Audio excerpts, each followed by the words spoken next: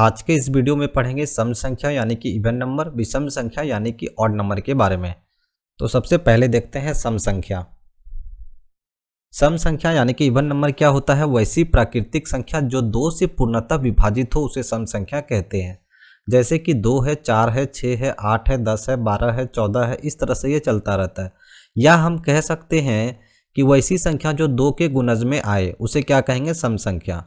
2 से पूर्णतः विभाजित होने का मतलब क्या होता है कि शेषफल जो है कुछ भी नहीं बचेगा, 0 बचेगा। ठीक है, जैसे कि 2 है, 2 से यदि हम 2 में भागा देते हैं तो ये एक बार में 2 हो जाएगा, शेषफल क्या आ गया? 0 आ गया। उसी तरीके से यदि 4 है तो 4 से यदि हम 2 में भागा देंगे तो 2 बार में कितना हो जाएगा? 4, शेषफल क्या आ गया? 0 आ गया। ठीक है, अब जैसे कि 2 और 4 के बीच में 3 है, यदि हम 2 से 3 में भागा देते हैं तो एक बार में यहाँ पर आएगा 2, तो एक यहाँ पर शेषफल बच जाएगा। ठीक है, तो इस कारण से 3 क्या होगा?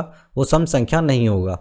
सम संख्या का शेषफल हमेशा क्या होगा? 0 होगा। ठीक है, और सम संख्या का रूप क्या होता है? 2n, यानी कि यदि हम n के जगह पर 1 रखेंगे तो 2 आएगा, n के जगह पर यदि 2 रखेंगे तो 4 आएगा, 3 रखेंगे तो 6 आएगा।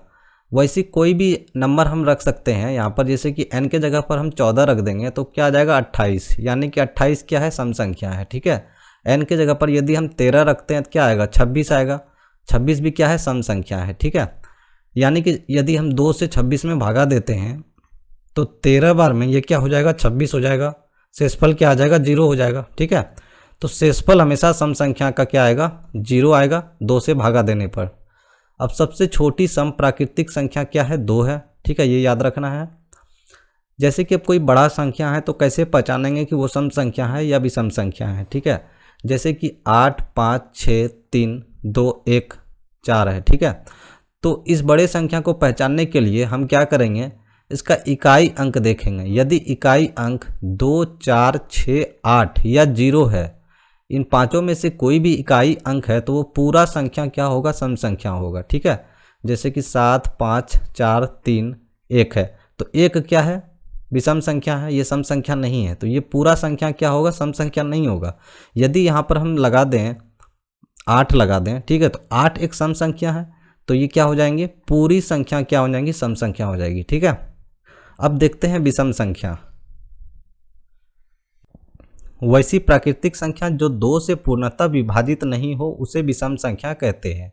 सम संख्या 2 से विभाजित होती थी, यहाँ पर क्या होगा? या हम क्या कह सकते हैं कि जो संख्या सम नहीं वो संख्या क्या होंगी? विषम होंगी। और ये संख्याएं 2 से पूर्णतः विभाजित नहीं होती हैं, जैसे कि 1 है, 3 है, 5 है, 7 है, 9 है, 11 है, 13 है, ये सभी क्या है? विषम संख्या है। कोई भी संख्या इसमें 2 से पूर्णतः विभाजित नहीं होगा, यानी कि यदि हम 2 से इसमें भागा देते हैं तो शेषफल 0 नहीं आएगा। ठीक है, जैसे कि हम देख लेते हैं यहाँ पर 7 है, 7 से यदि हम 2 से भागा दें तो क्या होगा? 7 2 तिहाई 6 होगा, 7 में 6 जाएगा 1। शेषफल यहाँ पर क्या देख रहे हैं? 0 नहीं आ रहा है। जैसे कि 13 है, 13 में यदि हम 2 से भागा देंगे तो कितना आएगा? 2 छकी 12, यानी कि 1 शेषफल आएगा। ठीक है, तो शेषफल विषम संख्या का कभी भी 0 नहीं आएगा 2 से भागा देने पर। विषम संख्या का रूप क्या होता है? 2n-1, यानी कि n के जगह पर यदि हम 1 रखेंगे तो क्या आएगा? 2 गुना 1 2, माइनस 1 करेंगे तो क्या आ जाएगा? 1 आ जाएगा। यदि 2 रखेंगे तो 2 दूनी 4 माइनस 1 3 आ जाएगा। यदि n के जगह पर 15 रखेंगे तो 2 गुना 15 माइनस 1 कितना आ जाएगा? 29। 29 क्या होगा? एक विषम संख्या होगा। n के जगह पर यदि हम रख देते हैं 31 तो क्या हो जाएगा? 2 गुना 31 माइनस 1, यानी कि 62 और माइनस 1 करेंगे 61 आएगा, तो 61 भी क्या होगा? विषम संख्या होगा। ठीक है, अब सबसे छोटी विषम प्राकृतिक संख्या क्या है? 1 है। अब कोई बड़ी संख्या यदि है तो कैसे पहचानेंगे कि वो सम है या विषम है? तो यहाँ पर उसमें इकाई अंक क्या देख रहे थे? विषम संख्या में 2, 4, 6, 8, 0 यदि था तो वो सम संख्या था। यहाँ पर यदि इकाई अंक 1, 3, 5, 7, 9 है तो क्या होगा? वो विषम संख्या होगा। ठीक है, जैसे कि 8, 5, 6, 3, 2, 1 है, तो इकाई अंक हम देख रहे हैं क्या है? विषम संख्या है, तो ये पूरा संख्या क्या होगा? विषम संख्या होगा। जैसे कि 4, 3, 2, 5, 7 है, तो 7 एक विषम संख्या है, तो ये पूरा संख्या क्या होगा? विषम संख्या होगा।